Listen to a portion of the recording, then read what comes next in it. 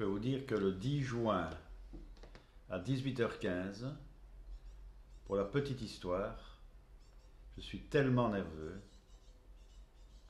que je suis dans les commodités du stade du SL. On ne peut pas se louper, quoi. Il y a 4 familles royales dans le stade. Il y a la première fois une double organisation. Le match d'ouverture vient de couronner le travail de préparation pendant 5 ans. On a eu des problèmes pour la cérémonie d'ouverture parce qu'on n'avait pas assez d'argent.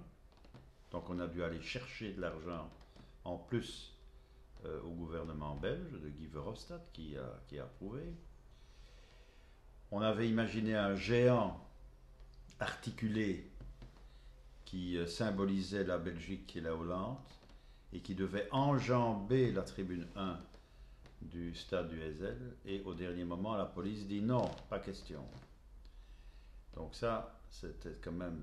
Bref, on a tout eu pour nous mettre des bâtons dans les roues de manière directe ou indirecte pour que ce tournoi commence, et le 10 juin il commence. Justement, il commence avec quand même une image de la Belgique qui n'est pas au top. Le drame du SL en 85. Heureusement, il y a eu la finale de Coupe européenne du PSG en 96. Enfin, à l'UEFA, la Belgique, on n'y pensait pas trop. C'est pour ça qu'on a fait l'Euro 2000. En fait, il faut bien recadrer les opérations. 1985, le drame du SL, 39 morts. La Belgique, à ce moment-là, est radiée par l'UEFA. On ne peut plus avoir de compétition et on ne peut plus avoir une organisation en Belgique. Pendant combien de temps? Européenne. Pendant 10 ans.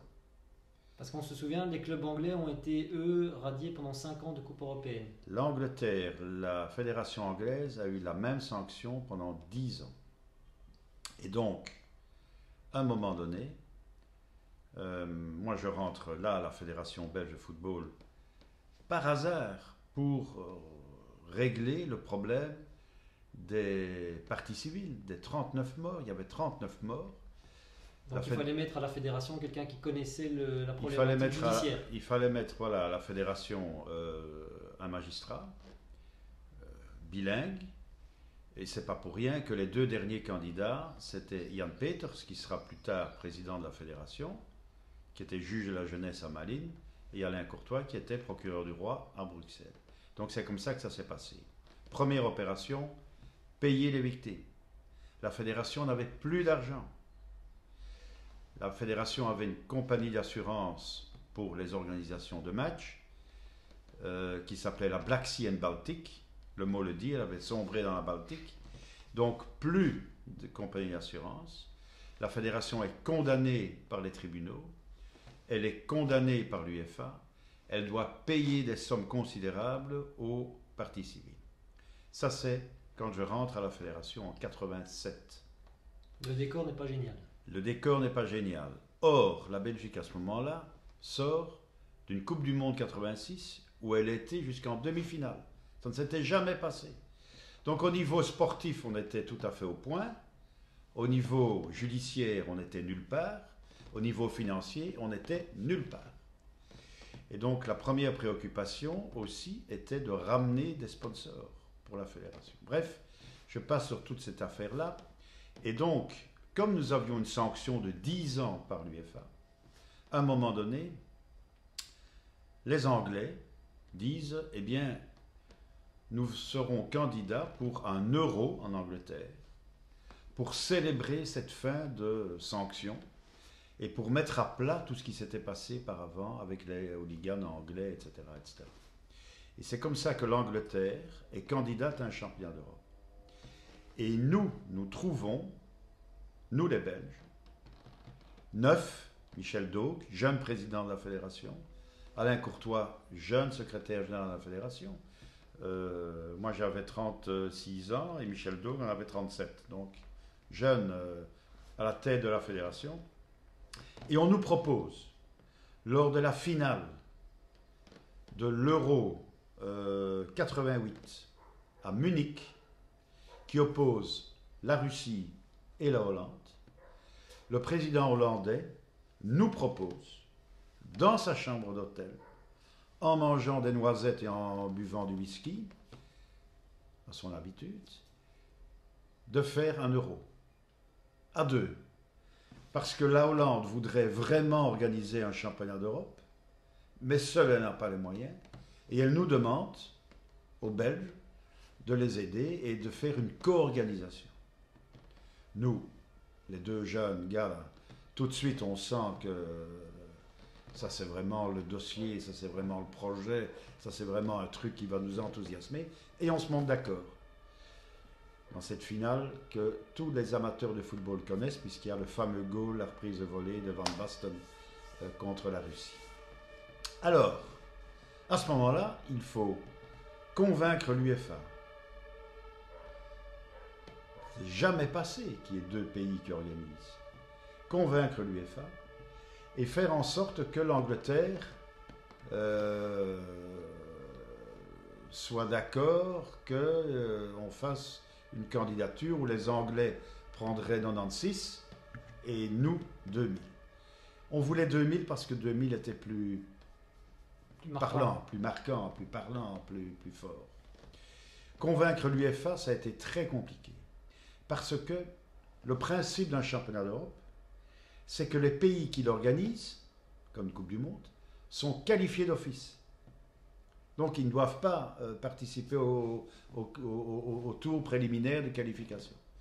Et là, l'UEFA nous avait dit dès le départ, ah non, vous organisez à 2, mais pas 2 pays qualifiés d'office. Vous faites une compétition entre la Belgique et la Hollande. D'autant plus que la Belgique avait beaucoup de mal à se qualifier à l'époque pour les phases de championnat d'Europe. La Belgique n'était nulle part, mais, attention, la Belgique avait battu la Hollande pour aller à la Coupe du Monde 86. Le fameux match de Georges Grune, de la tête de Georges Grune, qui qualifie la Belgique pour 86. Et donc, entre la Hollande et la Belgique, là, on se demandait, bon, qu'est-ce qu'on va faire? Ok, on est co-organisateur, mais tout ça c'est bien, mais il faut qu'on soit tous les 2 qualifiés. Et là, il y a un homme qui a déclenché la décision favorable de l'UEFA. Et cet homme, il faut lui rendre hommage parce que lui est le grand artisan de l'Euro 2000.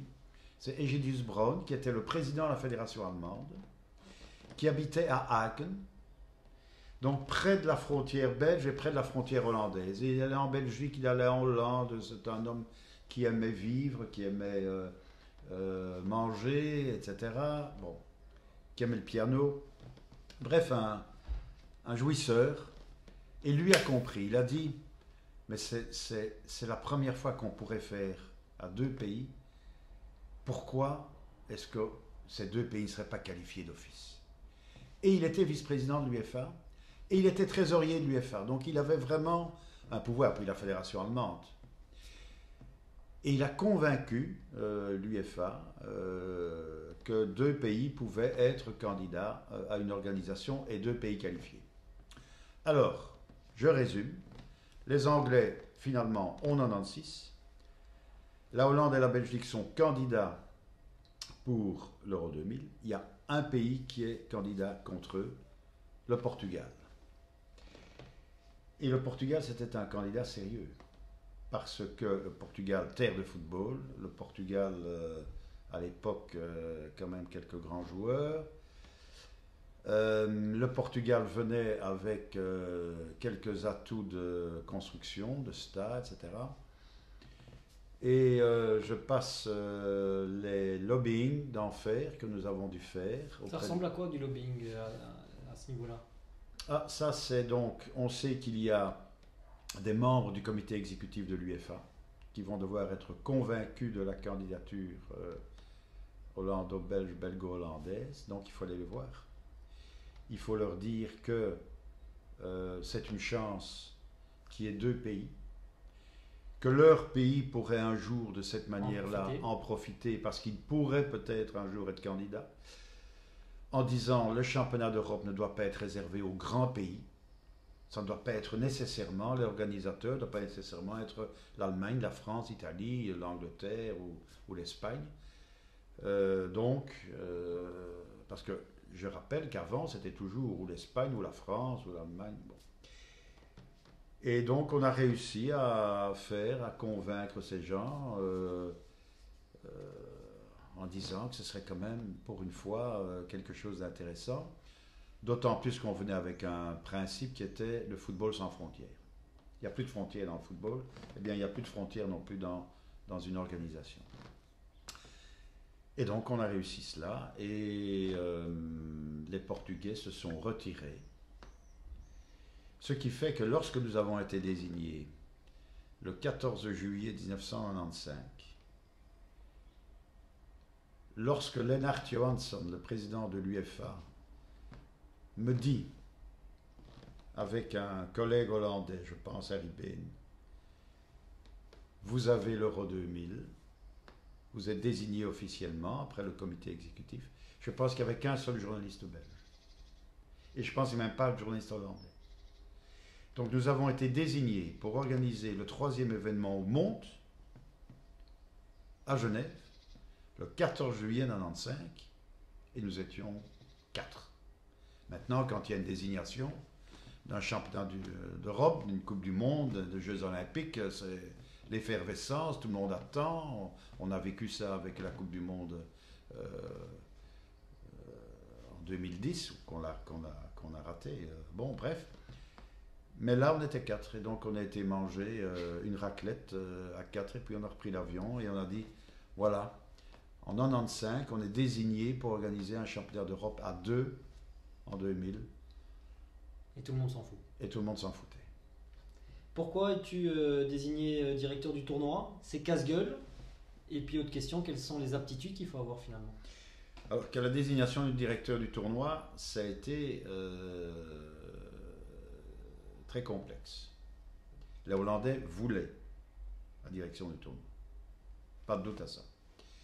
Ils avaient un nom, et les Hollandais avaient, disons-le, à la limite, plus droit. Bien sûr. C'était une nation européenne football. au top, nation de football. Ils avaient les stades. On va y revenir. Ils avaient déjà l'Ajax. PSV Eindhoven avait été remis. Ils annonçaient un nouveau stade à Arnhem. Il y avait les stades. Nous, on venait avec nos vieux brols, comme d'habitude. Et je précise, l'Ajax est champion d'Europe en 1995, je pense. Voilà. Donc, il y avait une certaine logique à ce que le directeur du tournoi soit hollandais. Quels étaient nos arguments? Ben, on faisait ça avec 2 pays, mais avec 2 langues. Puisque on jouait à Charleroi. Comment ça se passe d'ailleurs la désignation Alors, la désignation des villes elle était facile. La Belgique est candidate, la Hollande est candidate. Donc, dans notre dossier de préparation, on a demandé à toutes les villes où il y avait un club de division 1 en Belgique à l'époque, si elles étaient candidates à accueillir les matchs de l'Euro 2000. C'est comme ça qu'on a failli avoir Genk. C'est comme ça qu'on a failli avoir... je ne me souviens plus, mais Gand, voilà. Mais pas d'Anderlecht. Et Anvers. Alors, Anderlecht, ça je vais y revenir, Anderlecht, parce qu'Anderlecht a joué un rôle, Constant Van Stock a joué le rôle décisif. C'est lui qui a en fait permis que la Belgique soit sérieusement prise dans l'Euro 2000, mais j'y reviendrai. D'abord sur la désignation du directeur. Donc, il y a des villes francophones. Il y a Liège qui a dit on est candidat, il y a Charleroi qui a dit on est candidat, il y a Bruges et il y a Bruxelles. Donc, des villes francophones. Et là, il était quand même très compliqué, on a fait comprendre ces Hollandais, enfin très compliqué, qu'un Hollandais vienne parler en hollandais, donc en flamand, ou en anglais, dans le sud du pays, en Belgique, compliqué, hein, et qui vienne donner des instructions en flamand ou en anglais à des villes du sud du pays belge. Ça, à l'heure actuelle, c'est envisageable, mais peut-être qu'à l'époque... À l'époque, c'était absolument hors de question.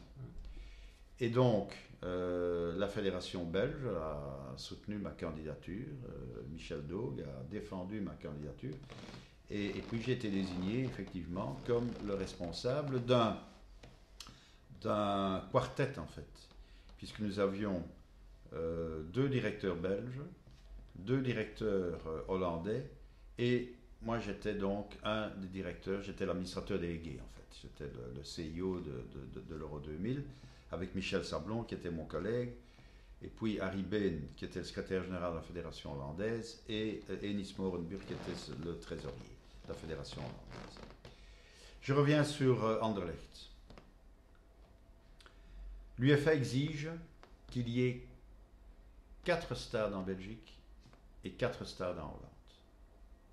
Et l'UEFA exige que les 4 stades soient désignés par la Belgique avec la certitude qu'on pourra jouer les matchs dans ces stades. Oui, parce qu'il faut décider ça quelques années auparavant. Ah, il faut le décider en 96. En 96. Puisque dans la candidature, on a promis ça entre 92, 93, 94, désigné 95. On avait promis qu'il y aurait 4 stades d'au moins 30 000 places en Belgique. À l'époque, il n'y en avait pas un, je pense, à 30 À 000. l'époque, Le Stade Roi-Baudouin, à l'époque, il y a le Stade Roi-Baudouin, mais que l'UEFA refuse, n'est-ce pas? L'UEFA refuse puisqu'il est le drame du Heysel. Donc pendant 10 ans, jusqu'en 1998, ce stade sera banni. Et donc, les Flamands, évidemment, toujours d'attaque. Bruges, pas de problème, Bruges sera augmenté d'une capacité de 30 000 places. Liège, le Standard, promet une capacité de 30 000 places. Le Stade Roi-Baudouin, on est dans la négociation sur la rénovation du stade du Heysel, qui n'est pas encore à ce moment-là le Stade Roi-Baudouin. Et puis on a donc un 4e stade à donner. Anvers était candidat, puis Anvers, c'était l'époque d'Eddie Waters, il n'y a pas d'accord. La ville d'Anvers dit non. Eddie Waters ne parvient pas à avoir un stade. Anvers, Genk, c'est mitigé, on ne sait pas. Et donc on a une date, je ne me souviens plus la date précise, on a une date pour donner nos 4 stades. Et là, Constant Van Stock, dans un comité exécutif très compliqué à la fédération, comité exécutif où il est premier vice-président. Qui est le président à ce moment-là? Donc à ce moment-là, Michel Daug. Il y a une tension. On dit, c'est foutu quoi. C'est foutu parce qu'on ne voit pas qui peut garantir son stade. Un stade de 30 000. Donc Constant Van Stock, comme son habitude, un grand monsieur, laisse parler tout le monde. Laisse monter tout le monde dans les tours. Il y a des bagarres, le Genk, et puis Anvers, et puis bon, bagarre. Et Michel Daug et moi se regardent, on dit, on n'y arrivera jamais là. Et là Constant dit, écoutez, si je peux vous aider, je donne mon stade. Je donne mon stade pour l'Euro 2000 et je ferai en sorte que l'Euro 2000 se déroule à Anderlecht. Eh bien, ça c'est une anecdote qu'il faut savoir. Le football belge là était tributaire d'Anderlecht. Si Constant Van Stock là ne dit pas je signe pour mon stade, plus tard, Anderlecht ne sera même pas considéré dans l'Euro 2000. C'est une honte absolue. Donc, mais comment est-ce possible? Comment est-ce possible? Parce qu'entre-temps, le Standard est confirmé, Bruges est confirmé, Charleroi est confirmé, ce qu'on n'imaginait même pas que Charleroi y arrive, parce que Charleroi a fait le nécessaire. Charleroi a fait le nécessaire, et puis il faut rendre à César ce qui est à César. À Charleroi, il y avait à l'époque un échevin qui s'appelait Claude Spiegeler, échevin sport, qui a œuvré pour Charleroi. il y avait Jean-Claude Van Kouwenberg qui a œuvré pour Charleroi. C'était des gars, c'est pour ça que plus tard je vais défendre Charleroi à corps et à cri. Parce que ce sont des gars qui se sont mouillés, ce sont des gars qui se sont engagés pour Charleroi. Et donc Charleroi arrive, donc on a Bruges, Standard, Charleroi, et la rénovation du stade Roi-Baudouin est officialisée par le Premier ministre Jean-Luc Dehaene. Et donc on a nos 4 stades. Anderlecht n'est plus nécessaire. Et moi j'ai toujours considéré que c'était injuste, parce que le Standard va recevoir des subsides pour son stade, Charleroi va recevoir des subsides pour son stade, Bruges va recevoir des subsides pour son nouveau stade, et le stade Roi-Baudouin est acquis, payé par et le fédéral, et le régional, et la fédération, etc. Donc Anderlecht est finalement victime. Anderlecht est victime d'un geste, d'un beau geste de Constant Wellenstok, et jamais personne n'a tenu compte de cela. Moi, j'ai jamais bien compris pourquoi, mais je comprends maintenant. Et quand il y a eu la polémique sur le stade d'Anderlecht, du nouveau stade pour la Coupe du Monde 2018, quand on a dit il faut un stade et ce sera le stade d'Anderlecht, ça aurait été le juste retour. Parce que tout le monde s'est gavé de l'Euro 2000. Je me rappelle à Bruges, maintenant, quand on entend les Brugeois, Anderlecht, bon. Mais à Bruges, ils étaient bien contents de revoir l'Euro 2000. Ils ont eu les plus beaux matchs, là. Ils ont eu la France, ils ont eu l'Espagne, là. Ils ont un nouveau stade, là. Enfin, ils avaient un nouveau stade qui leur a quand même permis de faire des... Et Anderlecht est passé à côté. Et après, on dit Anderlecht, c'est... Le football, en fait, c'est des leçons qu'il faut savoir tenir. Il faut toujours aller dans l'histoire.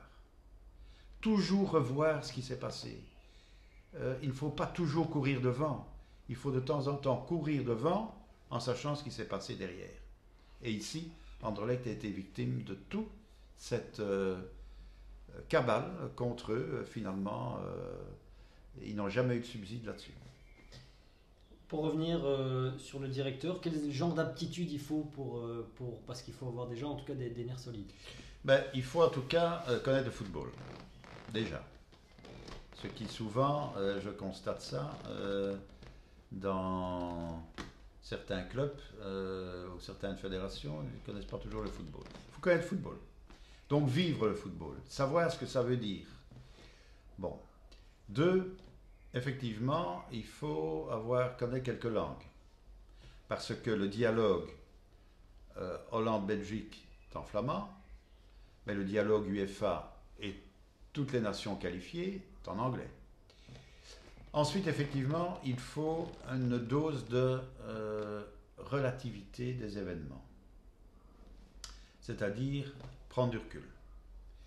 Que le cœur puisse suivre. Parce que je me rappellerai toujours qu'en 2004, c'est le Portugal qui est organisateur de l'Euro. L'Euro 2004, ça se passe au Portugal. 3 semaines après l'Euro 2004, après sa finale, le directeur du tournoi donc, meurt d'une crise cardiaque. Tellement, sans doute, la pression pendant le tournoi avait été forte. Je pense que donc il faut savoir relativiser les problèmes. C'est là ma fameuse phrase à tous mes collaborateurs qui me disaient « Là, on n'y arrivera pas, chef, on a un problème. » Je dis « Ton fils est mort, ta fille est morte. Non, alors il n'y a pas de problème. Il y a toujours une solution. » Ça, ce sont les vrais problèmes de la vie. Mais des problèmes d'organisation, on trouve toujours des solutions. D'ailleurs, on va le montrer. Quand on n'avait plus d'argent, on a trouvé des solutions, etc., etc. Et enfin, la dernière chose qu'il y a pour diriger une co-organisation, c'est tenir compte des autres. C'est-à-dire connaître la culture de votre co-organisateur. Qu'on le veuille ou non, la Hollande n'a pas la même culture que la Belgique. Déjà en Belgique, il y a 2 cultures, entre le nord et le sud. Imaginez mettre encore des Hollandais, et encore en Hollande, vous avez des régions, par exemple Arnhem, par exemple. Il faut savoir qu'à Arnhem, je vais donner un exemple très précis, on ne pouvait pas jouer à certaines heures parce qu'il fallait aller au temple. La ville d'Arnhem est une ville extrêmement porté sur la religion, et donc on devait tenir compte de ce genre de contingence. Donc, il faut connaître son pays et connaître le pays avec lequel on travaille. Et donc, il faut être diplomate. Il faut avoir les relais politiques, il faut avoir les relais économiques, il faut un carnet d'adresses extrêmement rapide. Quand il y a un problème, il faut savoir tout de suite toucher quelqu'un, politiquement, en sécurité, etc. etc. Voilà ce qu'il faut pour un directeur de tournoi qui a quand même, à un moment donné, 800 collaborateurs fixes et pratiquement 8 à 9 000 volontaires. On est là à une semaine du début de l'Euro 2020. Toi, à une semaine de l'Euro 2000, tu étais dans quel état? Quels étaient le genre de problèmes? Donc, nos bureaux sont à Rotterdam. On a commencé à Eindhoven à avoir des bureaux, puis on était à Rotterdam dans une tour de la ville de Rotterdam qui nous avait prêté, ville de Rotterdam très active. Et il y avait au bureau, donc on occupait une tour là, et il y avait au bureau, je dirais des directeurs de la direction, il y avait un boulier compteur qui décomptait les jours. Alors quand on est en 97, 98, on le regarde pas. on voit qu'il reste, voilà, le boulier compteur, on s'en fout. Mais quand on arrive en janvier, quand on a déjà les pays qualifiés, on sait qui va être qualifié, on prend déjà les contacts avec les pays qualifiés, avec les fédérations, on les fait venir, on va là-bas. Là, ça commence à devenir plus nerveux. Et alors, les derniers mois, c'était très nerveux parce que, il n'y avait pas de monnaie commune. Donc, on faisait tout avec les gulden et avec la monnaie belge. L'euro arrive en 2002. L'euro arrive plus tard, donc on a... Bon, finalement, ça nous a rapporté, puisqu'on a joué sur les taux de change, et ça nous a rapporté de l'argent pour l'organisation, ça il faut le dire. 2, c'est la première fois qu'on fait une ticketterie, que les supporters pouvaient acheter des tickets, par Internet. Ça n'existait pas avant. C'est la première fois, donc on mettait tout en place. 3. Ça a fonctionné par exemple? Ça a très bien fonctionné, on a été tout à fait applaudi par l'UEFA. J'ai une anecdote là, avec les Hollandais, extrêmement incroyable. Il fallait donc qu'il y ait une société informatique performante, et avec notre télécommunication aussi, c'était la première fois vraiment que il y avait des liaisons entre pays de manière informatique, mais on était tout au début de tout ça. Et donc il faut désigner la firme. Et Belgacom à l'époque, qui était le candidat belge, la firme Belgacom, qui est le Proximus d'hier, est candidat. Comme les PTT hollandaises étaient candidats, comme d'autres firmes que l'UEFA avait déniché, etc. Donc, nous devons, le comité de direction, désigner la firme qui sera chargée d'informatiser l'Euro 2000. Et donc Belgacom arrive, ils arrivent à Rotterdam, ils amènent des responsables vraiment de haut niveau. Et puis il y a la présentation de Belgacom. Et à l'issue de la présentation, un directeur hollandais, je ne le citerai pas, dit: si vous avez fait tous ces kilomètres pour venir nous dire ça, il ne fallait pas les faire. Vous voyez la différence d'approche. Ça, un Belge n'aurait jamais dit. Un Belge l'aurait peut-être pensé, mais il ne l'aurait jamais dit. La force des Hollandais, parfois une faiblesse, c'est d'oser dire tout haut ce qu'ils pensent. C'est direct, mais il faut en tenir compte. Et dans une organisation comme celle-là, il faut en tenir compte que parfois, la diplomatie n'est pas du côté du Nord, elle est peut-être plus du côté du Sud. Bref, la sécurité. Il fallait régler la sécurité. Il ne faut quand même pas perdre de vue qu'on avait les hooligans qui faisaient des ravages dans tous les matchs de Coupe d'Europe. dans les matchs des sélections nationales, hein, en Suède notamment, il y a eu des casses invraisemblables de hooligans anglais. Et donc, la sécurité est un des gros points du dispositif. Je dis la Suède parce qu'il y a eu l'euro en Suède en 92. En 92. Et je ne suis pas sûr qu'aujourd'hui, on nous laisserait faire, dans les circonstances de l'époque, avec des hooligans, etc., je ne suis pas sûr qu'on nous aurait laissé faire la sécurité avec tout ce que ça a amené, des pelotons spéciaux de policiers, ce qu'on a appelé les Robocop, etc., les arrestations administratives immédiates, etc. Bref, la sécurité, c'était extrêmement violent. Je me rappelle que le ministre de l'Intérieur de l'époque, enfin j'en ai connu 6 pendant l'Euro 2000, entre le moment de la désignation et le moment de l'Euro 2000, j'ai connu 6 ministres de l'Intérieur. Donc, je devais chaque fois m'adapter. Mais un des ministres de l'Intérieur, Louis Tobac, avait dit « Ce Courtois est tellement fou qu'il organise un concert des Beatles dans une salle paroissiale. » C'était l'ambiance. Donc, on avait peur. Donc, effectivement, avant l'Euro 2000, tout à la fin, avant que ça démarre, avant le mois de juin, entre le mois de, disons, de février et le mois de juin, c'était quand même très tendu, très tendu. Surtout que vous avez l'UEFA tout le temps, qui demande des rapports, qui demande ceci, qui demande cela, donc c'est assez tendu. Ton souvenir, la semaine qui précède? Mais la semaine qui précède, elle était très mauvaise parce que nous avions fait une simulation, un match amical. Je me rappelle, je pense c'était à Charleroi. Je ne sais plus si c'est Charleroi ou Liège, je ne sais plus. Un des deux en tout cas. Et ça avait été un fiasco total. Les parkings, les gens n'accédaient pas au parking. Les gens mettaient des heures avant de rentrer dans le stade. On a même dû, je pense, décaler l'heure du match. Je pense que j'y étais, je pense que c'est Charleroi. Oui, et c'était Belgique-Portugal, je pense, ou quelque chose comme ça. Enfin bon, donc un fiasco total. Donc là, on s'est fait, et je me suis fait assassiner dans la presse pendant toute cette période, une semaine. Est-ce que l'Euro 2000 va pouvoir s'organiser? Est-ce qu'on va être capable? Est-ce que, etc. Est-ce que Courtois sait gérer? J'ai connu. Et puis, le pire, le mercredi, donc le match d'ouverture est un samedi, je pense, il me souviens bien, oui. Et le mercredi arrive le président de l'UEFA, Lennart Johansson, à Zaventem. Donc il commence à venir pour son tournoi, il va rester un mois entre la Hollande et la Belgique avec quartier général à Lilton, à Bruxelles. Il arrive à l'aéroport, je vais le chercher.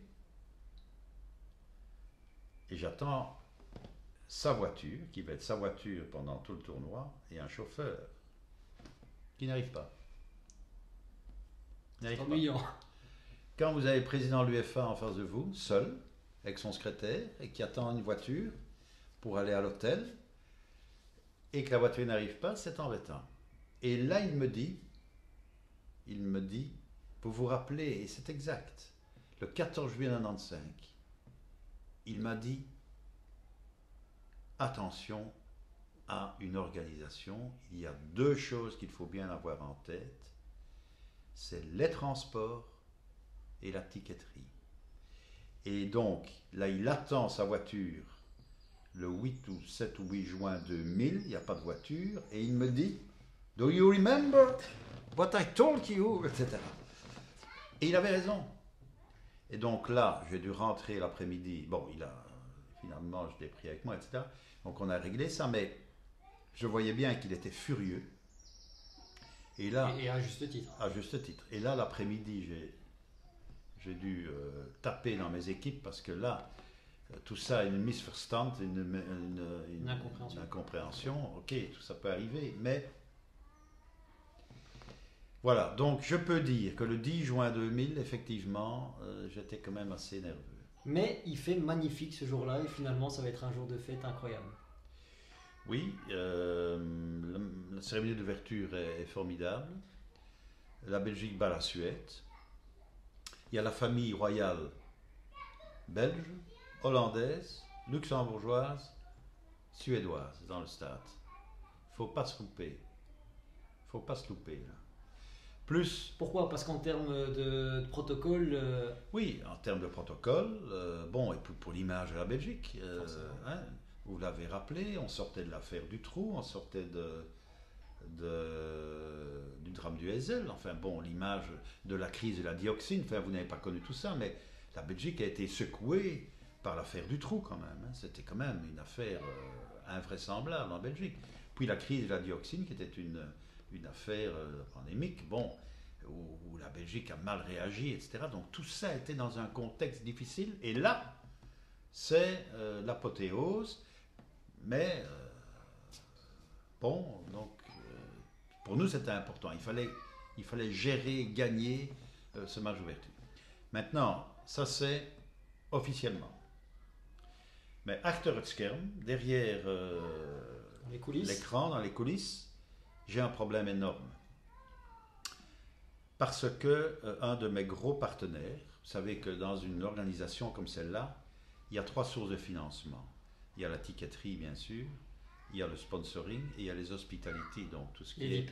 les VIP, les dîners, ou petit déjeuner ou déjeuner que les sociétés peuvent offrir à leurs clients. Et donc j'ai un de mes gros sponsors. Nous avions réservé le Palais 5 complètement pour les hospitalities. C'était je ne sais plus combien, 7 ou 8 000 repas qui devaient être servis, même plus. Et un de mes gros sponsors avait réservé donc des repas après ce match d'ouverture dans le Palais 5. Ils en avaient réservé 1000. Et le collaborateur qui avait pris la commande avait compris 100. Donc, après le match, tout le monde est euphorique, c'est fantastique. Fantastique, on va dans les vestiaires, extraordinaire, le Premier ministre descend, le roi est ravi, tout le monde est ravi. On m'appelle, Alain, il y a un petit souci au Palais 5. Bon, de quoi s'agit-il? Eh bien, tel sponsor, je ne citerai pas, avait commandé 1000 repas et on a réservé 100.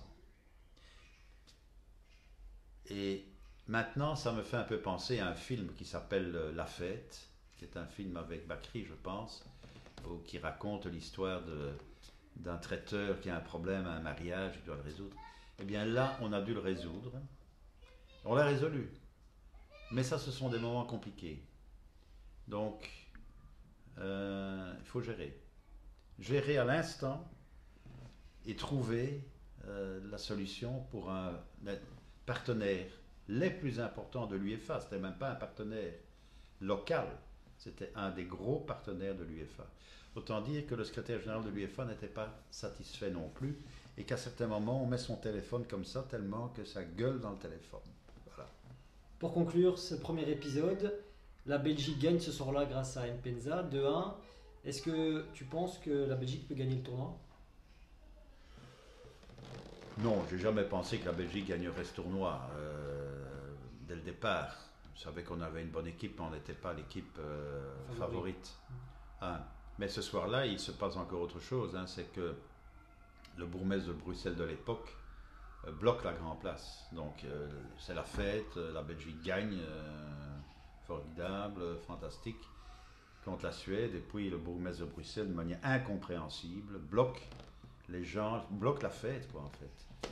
Je lui en ai toujours voulu pour ça, parce que c'est pas pensable, quoi. En fait, il faut dire que c'était pas un homme du football et tout, donc tout ça, ça joue, mais quand on n'a pas le sens de la fête, justement, quand les Diables Rouges gagnent, c'est qu'on ne connaît pas bien sa Belgique. Hein.